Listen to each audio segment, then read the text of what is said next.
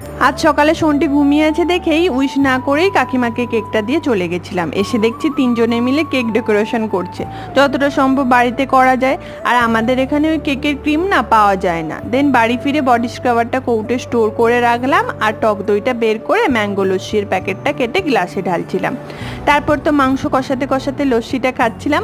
আমুলের mango লস্যিটা আমি এই first টাইমই খাচ্ছিলাম, খেতে কিন্তু বেশ ভালোই, পরে আর এক প্যাকেট নিয়ে আসবো।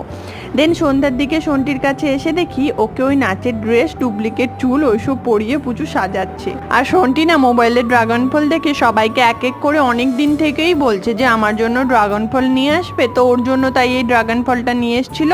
আর আমি যখন এই যে কাটছিলাম, ও পুচু কাকিমা তিনজনে ভীষণ এক্সাইটেড সহকারে দেখছিল কি জিনিস।